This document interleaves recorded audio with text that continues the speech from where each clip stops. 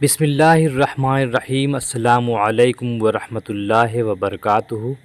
Ranchi university اور دیگر universities میں سیمسٹر 2 کے تحت غیر افسانوی ادب میں ہم لوگوں نے اس سے پہلے مضمون نگاری پر بات کی تھی۔ آج ایک اہم صنف غیر افسانوی ادب کی اہم صنف خاکہ ہے، اس پر بات کریں گے۔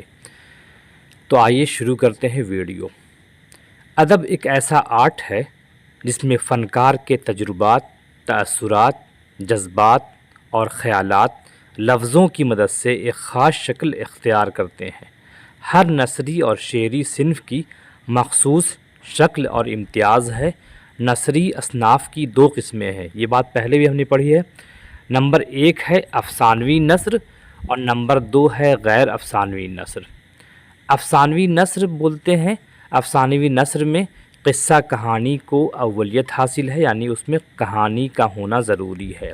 اس ضمن میں داستان، ناول اور افسانہ آتے ہیں، جبکہ غیر افسانوی نثر میں یعنی نان فکشن میں افسانوی نثر کو فکشن کہتے ہیں، غیر افسانوی نثر کو نان فکشن کہتے ہیں، اور فکشن کے معنی ہوتا ہے من گڑھت بات۔ غیر افسانوی نثر میں زندگی کے بیشتر حقائق کو پیش کیا جاتا ہے۔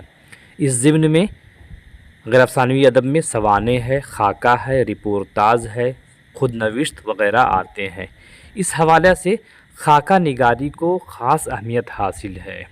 اس ضمن میں خلیق انجم کہتے ہیں، خاکہ بہت مشکل فن ہے، اسے اگر نثر میں غزل کا فن کہا جائے تو غلط نہ ہوگا۔ جس طرح غزل میں طویل مطالب بیان کرنے پڑتے ہیں کم الفاظ میں، اسی طرح خاکے میں مختصر الفاظ میں پوری شخصیت پر روشنی ڈالنی پڑتی ہے۔ اس طرح سے ہم نے دیکھا کہ خاکہ نگاری واقعی مشکل فن ہے۔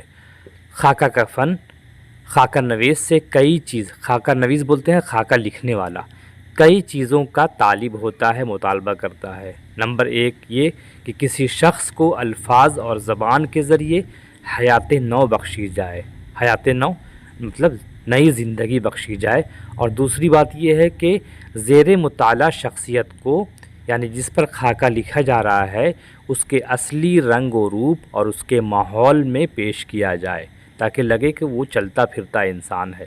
خاکہ جہاں ایک اچھے افسانے کی طرح قاری کے لیے تفریح طبع اور سکون قلب کا سامان مہیا کر سکتا ہے، وہیں ایک اچھے دوست کی ملاقات کا بدل بھی ہو سکتا ہے۔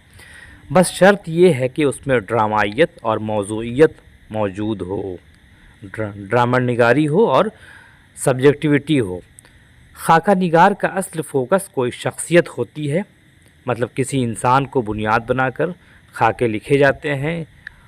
شخصیت کی مخصوص شکل و صورت، اخلاق و عادات، اعمال و افعال، سیرت و مقدار، ذہن و فکر کی صلاحیتیں قدرت کی جانب سے عطا کی گئی ہیں۔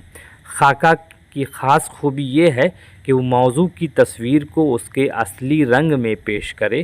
بقول آمنہ صدیقی وہ فرماتی ہیں، اسے فرشتہ یا انسان بنا کر نہ پیش کیا جائے بلکہ اسے دونوں کا مجموعہ رہنے دیا جائے، کیونکہ اسی مجموعے کا نام انسان ہے۔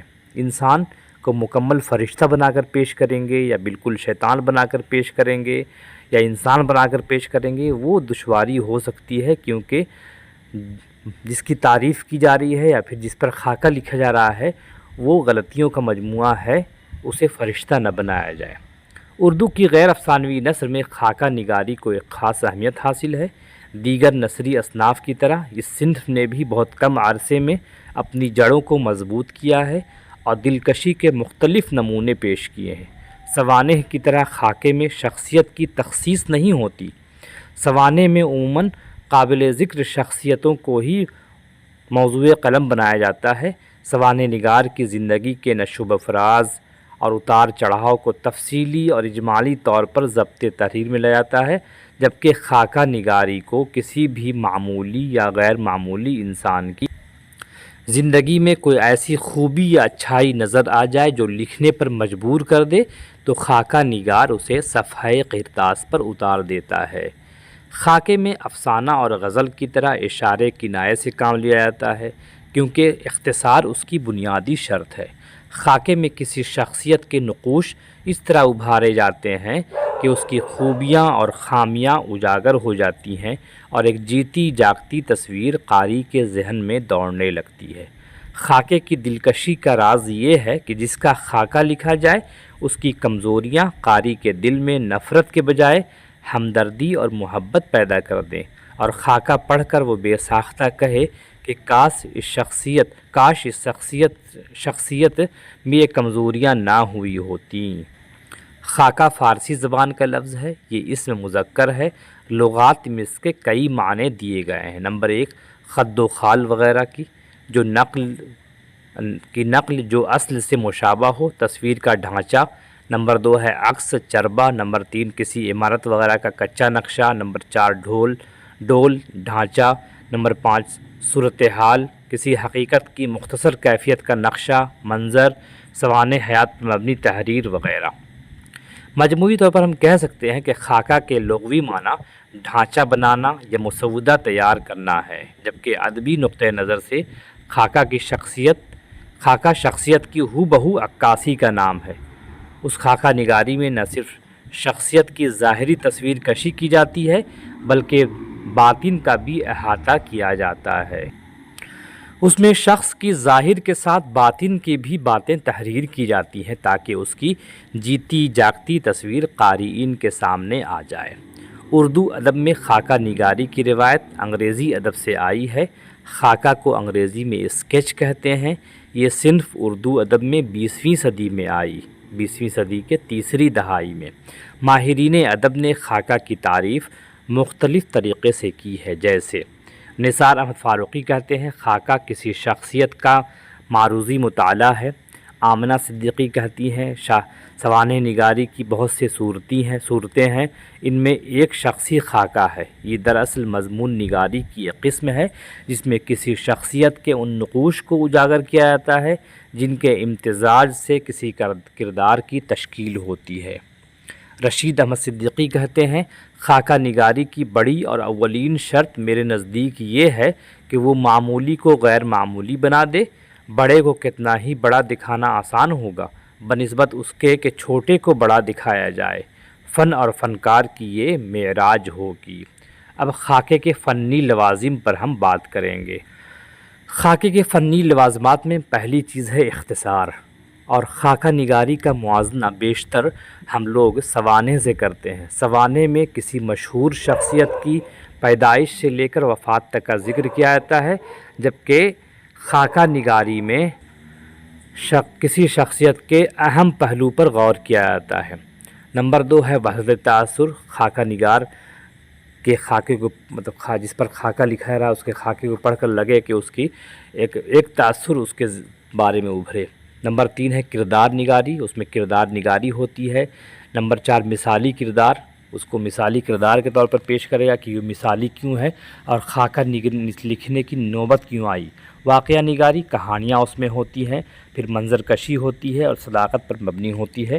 اگر اس کے علاوہ خاکے کی قسموں پر بات کریں گے تو اس کی درج ذیل قسمیں ہو سکتی ہیں۔ تعارفی خاکہ ہے، سرسری خاکہ، تاثراتی خاکہ، مدحیہ اور توصیفی خاکہ، سنجیدہ خاکے، سوانحی خاکے، معلوماتی خاکے، اجتماعی خاکے اور مزاحیہ خاکے وغیرہ۔ تو خاکہ نگاری سے یہ بنیادی باتیں ہیں، آپ اس میں اور بھی ترمیم کر سکتے ہیں اور مزید جان سکتے ہیں، لیکن بنیادی طور پر گریجویشن کی سطح پر خاکے کے فن پر اس سے بہتر اور کچھ نہیں ہے، اور اسی پر آپ کو اکتفا کرنا زیادہ مناسب ہوگا۔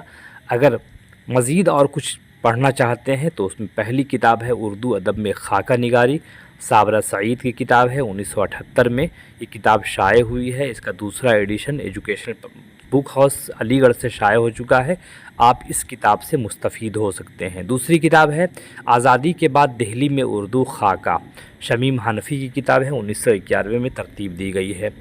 نمبر 3 ہے بہار میں اردو خاکہ نگاری، سید حسن احمد کی کتاب ہے، 1985 عیسوی میں شائع ہوئی ہے، لیکن ان تمام میں بنیادی اہمیت صابرہ سعید کو حاصل ہے۔ ان کی کتاب کافی اہم ہے اور مزید جانکاری کے لیے آپ اس کتاب سے مستفید ہو سکتے ہیں۔ ہم اگلے ویڈیو میں ملیں گے، اس کا موضوع ہوگا اردو ادب میں خاکہ نگاری کی روایت۔ تب تک کے لیے اجازت دیجیے، خدا حافظ۔